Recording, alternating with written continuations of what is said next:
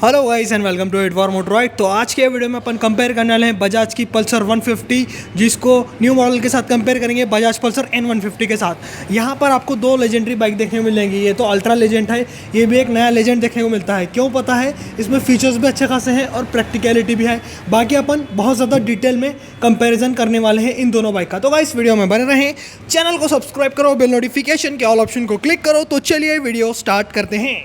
Channel को subscribe करें, bell notification के ऑल ऑप्शन को क्लिक करें ताकि मेरे सारे वीडियोस की नोटिफिकेशन आप तक पहुंचे। सबसे पहले बात कर लेते हैं लुक्स की। पल्सर 150 आपको क्लासिक वेरिएंट में देखने को मिलती है। यहाँ पर आपको नॉर्मल से लुक्स देखने को मिलते हैं जो कि 15-20 सालों से सेम डिज़ाइन के साथ आती है। बाइक के अंदर ज़्यादा कुछ बदलाव नहीं हुए सिवाय स्टिकर्स के, सिवाय थोड़े बहुत माइनर चेंजेस के, लेकिन ये बाइक दिखने में बहुत अच्छी है।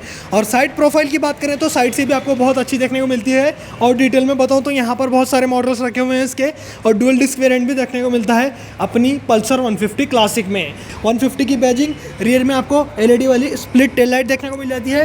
साथ ही साथ यहाँ पर मस्कुलर सा टैंक आता है, क्लिप ऑन हैंडल बार देखने को मिलता है। इसके अंदर आपको सेमी डिजिटल मीटर मिलता है। बाकी इसके डिटेल्स आगे बताऊंगा कंपेयर करते हुए। यहाँ पर सिंगल पीस सीट मिलती है जो कि बहुत ज़्यादा लंबी है। अब बात करें N150 के लुक्स की, तो N150 आपको फ्रेश देखने को मिलती है क्योंकि इसके अंदर लुक N160 का आता है।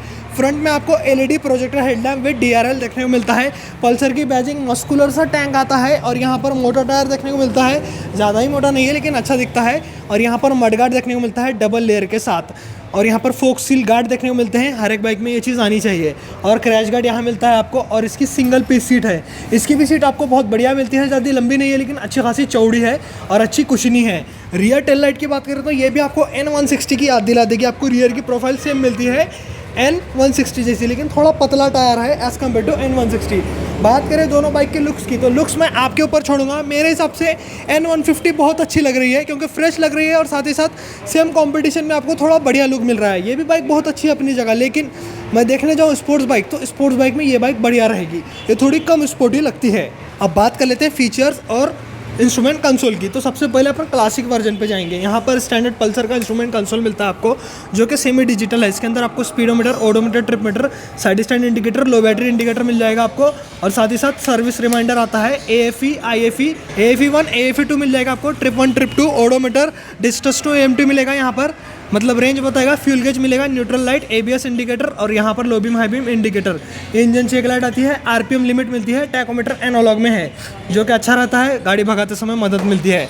क्लिप ऑन हैंडल बार है। बटन्स में आपको राइट साइड में इंजन किल स्विच, इसके नीचे सेल्फ स्टार्टर, लेफ्ट साइड में पासिंग स्विच है, और बैकलाइट स्विचेस मिलते हैं आपको। ये है लो बीम हाई बीम बटन, इसके नीचे इंडिकेटर, और इसके नीचे हॉर्न।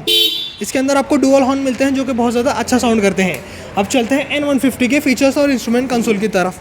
यहाँ पर देखने को मिलता है आपको N160 जैसा इंस्ट्रूमेंट कंसोल। इसके अंदर भी आपको अच्छी खासी इन्फॉर्मेशन मिलती है जैसे कि पल्सर 150 में मिलती है। इसके अंदर एक चीज़ ज़्यादा मिलती है आपको, वो है गियर पोजीशन इंडिकेटर। बाकी आपको सेम फीचर्स मिलते हैं इसके अंदर। Speedometer, odometer, trip metre, fuel gauge, tachometer, time मिलता है इसके अंदर। और ट्रिप 1, ट्रिप 2 मिल जाएगा आपको, AFE1, AFE2, IFE1, और यहाँ पर आपको engine check light, low battery indicator, ABS indicator, neutral light, RPM limit, tachometer analog में। साथ ही साथ इसके अंदर एक बहुत अच्छी चीज़ मिलती है, वो है मोबाइल चार्जिंग पॉइंट। अगर आप टूरिंग या फिर लॉन्ग राइड्स करना चाहते हैं तो आपको मोबाइल चार्ज करने में ये मोबाइल चार्जिंग पॉइंट मदद करता है। आपको चार्जर लगाने की भी ज़रूरत नहीं है, सिर्फ डेटा केबल कैरी करना पड़ेगा। बटन्स में आपको इंजन किल स्विच, इसके नीचे सेल्फ स्टार्टर, लेफ्ट साइड में आपको पीछे की तरफ पासिंग स्विच है, और ये भी आपको बैकलाइट स्विचेस मिलते हैं, लो बीम हाई बीम बटन, और ये इंडिकेटर, और इसके नीचे हॉर्न। इसका हॉर्न थोड़ा कम लाउड आता है as compare to this one. और यहाँ पर फीचर्स की बात करें तो थोड़े फीचर्स इसके अंदर ज़्यादा आते हैं, और बैकलाइट की जो क्वालिटी है, मतलब जो इसकी स्विच गियर की जो क्वालिटी है as compare to this one, यहाँ पर आपको बढ़िया मिलती है क्वालिटी। तो ये भी बात याद रखो, और फीचर्स भी इसके अंदर बढ़िया मिलते हैं। अब बात कर लेते हैं इलेक्ट्रिकल सेक्शंस की। तो आपको हेडलाइट इसके अंदर हैलोजन वाली मिलती है पायलट लैंप के साथ, और इंडिकेटर हैलोजन वाले ही मिलते हैं। लेकिन पल्सर 150 में आपको LED वाली टेल लाइट देखने को मिल जाती है। स्प्लिट LED टेल लाइट आती है। LED वाली चीज़ सिर्फ ये आती है। अब बात करें 150N की, मतलब N150 पल्सर की, तो यहाँ पर देखने को मिलता है आपको LED प्रोजेक्टर हेडलैम्प जो कि अच्छा खासा इल्यूमिनेशन लेके आता है, साथ ही साथ LED का है विद DRL। यहाँ पर DRL भी मिलते हैं आपको, और इंडिकेटर दोनों बाइक के अंदर हैलोजन वाले ही मिलते हैं। लेकिन इसको फ़ायदा क्या है, ये LED प्रोजेक्टर हेडलैम्प रहने की वजह से आपको नाइट में चलाते समय ज़्यादा रोड दिखती है, विजिबिलिटी अच्छी रहती है। और रियर में आपको बता दूँ टेल लाइट LED वाली मिलती है जो कि स्प्लिट है। दोनों बाइक के अंदर टेल लाइट LED वाली ही मिलती है, लेकिन इलेक्ट्रिकल सेक्शंस में बेटर रहती है पल्सर N150 क्योंकि इसके अंदर LED प्रोजेक्टर हेडलैम्प आता है। अब बात करें सीट कंफर्ट की, तो दोनों बाइक के अंदर आपको अच्छी खासी सीट मिलती है। पल्सर 150 क्लासिक में बहुत ज़्यादा लंबी सीट मिलती है, साथ ही साथ अच्छी चौड़ी भी है। राइडर प्लस पिलियन दोनों बहुत ज़्यादा कंफर्टेबल रहते हैं। और पल्सर N150 के अंदर भी आपको अच्छी चौड़ी सीट मिलती है, ज़्यादा लंबी नहीं है जैसे कि इसकी आती है, लेकिन यहाँ पर राइडर भी कंफर्टेबल रहेगा, पिलियन भी कंफर्टेबल रहेगा। अब दोनों में ज़्यादा कंफर्ट किसके अंदर है, तो मैं कहूँगा इसके अंदर ज़्यादा कंफर्ट मिलेगा, क्योंकि इसके अंदर ज़्यादा कुशनी सीट देखने को मिलती है आपको। लंबी तो नहीं है लेकिन चौड़ी मिलती है। अगर दोनों साइड से बैठते हैं लेडीज़ तो उनको भी बहुत ज़्यादा कंफर्टेबल है, अगर वन साइड बैठते हैं लेडीज़ तो ज़्यादा कंफर्टेबल बाइक ये रहने वाली है, क्योंकि इसके अंदर प्रॉपर साड़ी गार्ड और लंबा लेडीज़ फुटरेस देखने को मिल जाता है आपको। और थोड़ी लंबी आने की वजह से उनको भी जगह मिल जाती है चौड़ाई में बैठने के लिए। और इसके अंदर भी सीट कंफर्ट अच्छा है। दोनों के अंदर सीट कंफर्ट देखने जाए तो 19-20 का फ़र्क ही आएगा। दोनों के अंदर आपको 19-20 का ही फ़र्क मिलता है। कंफर्ट लेवल के लिए दोनों बाइक कहीं पर भी कॉम्प्रोमाइज़ नहीं करती, अच्छी रहती है कंफर्ट लेवल में। अब चलते हैं इंजन की तरफ। तो इंजन मिलता है आपको पल्सर 150 में 150 सीसी का air cooled single cylinder 4 stroke 2 valve DTSI fuel injected engine, और इससे आपको मैक्स पावर मिलती है 14 PS की, और मैक्स टॉर्क मिलता है 13.2 न्यूटन मीटर का विद 5 स्पीड गियर बॉक्स। और यहाँ पर डबल लीवर मिलते हैं आपको गियर शिफ्ट करने के लिए। माइलेज मिलेगा आपको 50 से 55 का हाईवे पर, और सिटी में 40 से 50 का मिलेगा इस बाइक से माइलेज। आप बात कर लेते हैं N150 के इंजन की, जो कि नया नवेला इंजन है, जो कि P150 पल्सर से लिया है। यहाँ पर मिलता है आपको 150 सीसी का air cooled single cylinder 4 stroke 2 valve BS6 phase 2 compliant fuel injected engine. ये DTSI इंजन नहीं है, और यहाँ पर पावर ज़्यादा मिलती है as compare to this one. यहाँ पर 14.5 bhp की पावर है, मतलब आधा bhp पावर इसके अंदर ज़्यादा आती है। और 13.5 न्यूटन मीटर का टॉर्क मिलता है, मतलब 0.3 न्यूटन मीटर टॉर्क इसके अंदर ज़्यादा आता है। 5 स्पीड गियर बॉक्स इसके अंदर भी आते हैं, लेकिन यहाँ पर सिर्फ सिंगल गियर लीवर मिलता है आपको शिफ्ट करने के लिए, तो थोड़ा मुश्किल होता है। अगर कोई लोअर सीसी कैटेगरी से अपग्रेड करके इसके ऊपर आते हैं तो उनको गियर समझने में थोड़ा मुश्किल होता है, क्योंकि उसके अंदर डबल लीवर मिलते हैं, इसके अंदर सिंगल लीवर मिलते हैं। और यहाँ पर माइलेज सेम मिलेगा 50 से 55 का हाईवे पर, और सिटी में 40 से 50 के बीच में आपके चलाने के कंडीशन पर। तो माइलेज में दोनों बाइक सिमिलर रहते हैं, लेकिन अगर अपन पिकअप की बात करें तो पिकअप आपको बढ़िया मिलने वाला है पल्सर N150 के अंदर एज कम्पेयर टू पल्सर 150। अब बात कर लेते हैं टायर्स की। फ्रंट में आपको 80 सेक्शन का टायर मिलता है 17 इंच के अलॉय व्हील के साथ पल्सर 150 में, और रियर में आपको 100 सेक्शन का टायर देखने को मिलता है 100 90 17 का 17 इंच के अलॉय व्हील। यहाँ पर थोड़े पतले टायर आते हैं। अब बात करें पल्सर N150 के टायर्स की, तो यहाँ पर देखने को मिल जाता है आपको 90 सेक्शन का टायर, जो कि 10 mm ज़्यादा आता है इससे। यहाँ पर 80 है, यहाँ पर 90 है, और 17 इंच का ही अलॉय व्हील मिलता है। अलॉय व्हील डिज़ाइन भी आपको बढ़िया मिलता है इसके अंदर। और रियर की बात करें तो रियर में भी आपको अच्छा मोटा टायर मिलता है। 120 सेक्शन का रियर टायर है 17 इंच के अलॉय व्हील के साथ। यहाँ पर 20 mm वाइडनेस ज़्यादा आती है इसके अंदर 100 mm का ही आता है रियर में। तो यहाँ पर मैं कहूँगा इसके अंदर मोटे टायर आने की वजह से आपको हाईवे पर स्टेबिलिटी भी बढ़िया मिलेगी, और इसकी वजह से थोड़ी बहुत आप कॉर्नरिंग भी कर सकते हैं, जो कि इसके अंदर थोड़ी कम आएगी। ब्रेकिंग की बात करें तो दोनों बाइक के अंदर आपको सिंगल डिस्क वेरिएंट मिलता है, और पल्सर 150 में डुअल डिस्क मिलता है, उसका अलग प्राइस आता है। लेकिन अपन यहाँ पर सिंगल डिस्क को कंपेयर करने वाले हैं। यहाँ पर आपको 260 mm का डिस्क मिलता है फ्रंट में with single channel ABS Pulsar 150 के अंदर, और रियर में 130 mm का ड्रम मिलता है।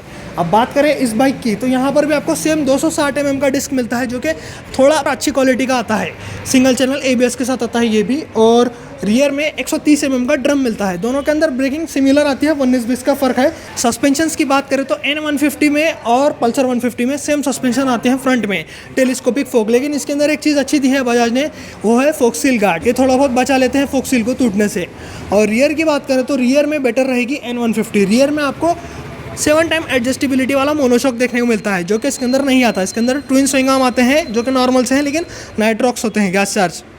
यहाँ पर भी अच्छा कंफर्ट लेवल देंगे, लेकिन अगर अपन बात करें बेटर की, तो यहाँ पर बेटर रहेगा इसका सस्पेंशन सेटअप रियर वाला monoshock as compare to this one. अब बात करें दोनों की डायमेंशंस की। सीट हाइट की बात करें तो यहाँ पर 790 mm की सीट हाइट मिलती है पल्सर 150 की। मिनिमम हाइट 5 फीट 3 इंच लगेगी इस बाइक को राइड करने के लिए। उस बाइक के अंदर भी आपको सेम सीट हाइट मिलती है 790 mm की, और मिनिमम हाइट लगेगी 5 फीट 3 इंच दोनों बाइक को राइड करने के लिए। तो यहाँ पर सीट हाइट में टाई हो जाता है। टैंक कैपेसिटी किसकी बड़ी है, तो मैं कहूँगा इसकी बड़ी है। 15 लीटर की मैसिव टैंक कैपेसिटी है इसकी, जो कि सेगमेंट में बेस्ट है। इसके अंदर भी टैंक कैपेसिटी अच्छी है, लेकिन as compare to this one 1 litre कम आती है इसके अंदर टैंक कैपेसिटी। 14 लीटर की टैंक कैपेसिटी है, तो हाईवे पर बढ़िया रहेगी ये। आपको ज़्यादा पेट्रोल पंप के चक्कर लगाने नहीं पड़ते, क्योंकि उसके अंदर 1 लीटर कम आती है टैंक कैपेसिटी। ग्राउंड क्लियरेंस की बात करें तो दोनों बाइक के अंदर सिमिलर ग्राउंड क्लियरेंस है। 165 mm का देखने को मिल जाता है आपको ground clearance. Main stand, side stand, engine cut off sensor सभी चीज़ें मिल जाएंगी आपको। इसके अंदर भी आपको सेम ग्राउंड क्लियरेंस मिलेगा 165 mm, main stand, side stand, engine cut off sensor. आप बात करें दोनों बाइक के अंदर ग्राउंड क्लियरेंस कम है या ज़्यादा, मीडियम साइड पकड़ूंगा। बड़े बड़े गड्ढों में जाएंगे तो दोनों ही बाइक के मेन स्टैंड को मार लगने वाला है। ओवरऑल वेट की बात करें तो दोनों के अंदर 5 किलो का डिफरेंस देखने को मिलता है। इसका वेट है 150 kg का, BS6 फेज 2 मॉडल है, और ये N150 का वेट है 145 kg का, 145 kg का। ये 5 किलो हल्की आती है इसके कंपैरिजन में। अगर आपको थोड़ी हल्की बाइक चाहिए तो ये बेटर रहेगी, लेकिन हाईवे पर स्टेबिलिटी देखने जाएँ, इसके अंदर मोटे टायर आने की वजह से आपको पता है मैंने कॉर्नरिंग कर सकते हैं, स्टेबिलिटी है, लेकिन ज़्यादा स्टेबल ये चलेगी क्योंकि यहाँ पर 150 kg का कर्ब वेट है। साथ ही साथ ये बाइक थोड़ी बल्कि रहने की वजह से ज़्यादा मुश्किल नहीं होता मनूवर करने में, और हाईवे पर सीधे चलने में स्ट्रेट लाइन स्टेबिलिटी बहुत बढ़िया रहती है पल्सर 150 की as compare to Pulsar N150। तो ये था डिटेल में कंपैरिजन। अब बात कर लेते हैं प्राइसिंग की। दोनों बाइक के अंदर लगभग 9,000 रुपये का डिफरेंस आता है। बात करें ऑन रोड प्राइस की, अगर आपको बजाज ब्रांड का कोई भी प्रोडक्ट खरीदना हो तो आप राजयोग बजाज उदगीर शोरूम को कॉन्टैक्ट कर सकते हैं या फिर विजिट कर सकते हैं। इनका कॉन्टैक्ट नंबर और गूगल मैप लिंक आपको डिस्क्रिप्शन सेक्शन में मिल जाएगा। और यहाँ पर Bajaj Pulsar 150 single disc on road पड़ती है 1,37,000 रुपये की प्राइस पर, और N150 पल्सर ऑन रोड पड़ती है 1,46,000 रुपये की ऑन रोड प्राइस पर। अब दोनों बाइक के अंदर 9,000 रुपये का डिफरेंस आता है। 9,000 एक्स्ट्रा देने पर आपको इसके अंदर क्या मिलता है बताऊँ। पहली चीज़ मोटे टायर मिलते हैं, दूसरी चीज़ प्रोजेक्टर हेडलैम्प है, तीसरी चीज़ बहुत बड़ी है वो है इसका बहुत ही बढ़िया डिज़ाइन। यहाँ पर आपको स्पोर्टी डिज़ाइन मिलता है जो कि N250 पल्सर N160 से लिया गया है। यहाँ पर N160 रखी हुई है, सेम डिज़ाइन, फ्रंट का पूरा डिज़ाइन देखो इसका, और पल्सर N150 का फ्रंट का डिज़ाइन देखो। दोनों ही बाइक आपको जुड़वा लगेंगे, तो यहाँ पर बढ़िया लुक्स मिल जाएंगे। साथ ही साथ नया इंस्ट्रूमेंट कंसोल मिलेगा। 9,000 रुपये एक्स्ट्रा देने पर कोई बुराई नहीं है, लेकिन FZS वर्जन 3 आ जाएगी इस रेट में। अब दोनों को कंपेयर करने पड़े तो FZS वर्जन 3 भी एक अच्छी बाइक है, लेकिन अगर आपको ज़्यादा पिकअप चाहिए तो आप इस बाइक की तरफ जाना, और अगर आपको ज़्यादा पिकअप की ज़रूरत नहीं है तो आप इस बाइक की तरफ जा सकते हैं क्योंकि इसकी रीसेल वैल्यू भी बढ़िया रहती है as compare to this one. तो गाइज आज के वीडियो में मैंने आपको Bajaj Pulsar 150 single disc versus Bajaj Pulsar N150 का डिटेल में कंपैरिजन दिया। आपको वीडियो कैसा लगा आप कमेंट सेक्शन में बताना। ऐसे ही वीडियोस देखने के लिए चैनल को सब्सक्राइब करो, बेल नोटिफिकेशन के ऑल ऑप्शन को क्लिक करो, इस वीडियो को लाइक करो, अपने दोस्तों के साथ शेयर करो। आज के वीडियो में इतना ही, चलता हूँ, गुड बाय गाइस।